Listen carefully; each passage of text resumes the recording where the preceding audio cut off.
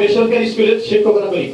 তো আমাদের অনেক সমস্যা, অনেক আমাদের উপর অনেক নিপীড়ন নির্যাতন এবং আমাদের মধ্যে যে বৈষম্য আছে সেটা আপনারা সবাই গত কয়েকদিনে আপনারা রাজপথে দেখেছে।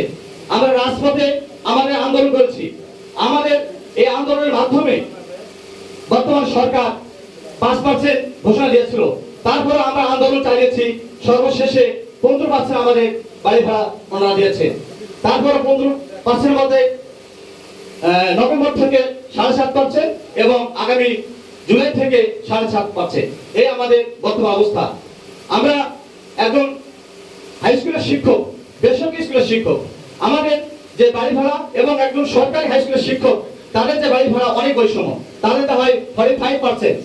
তো আমরা এইটুকু বলতে পারি আমাদের সম্মানিত অতিথি মহোদয়কে, আমাদের যে অনেক সমস্যাগুলো আছে, আমাদের সামনে যে একটাই দাবি, একটাই চাওয়া পাওয়া, সেটা হলো আমাদের জাতীয়করণ। আপনারা কি বলেন? আমাদের এই দাবি যদি আগামীতে বাস্তবায়ন করা হয়, আমরা এই সকল শিক্ষক সমাজ আমরা আছি এবং এই দেশ জাতি গড়ার বিনির্মাণে আমরা যে কাজ করতেছি, এই শিক্ষাকে সর্বোচ্চ গুরুত্ব দিতে হবে।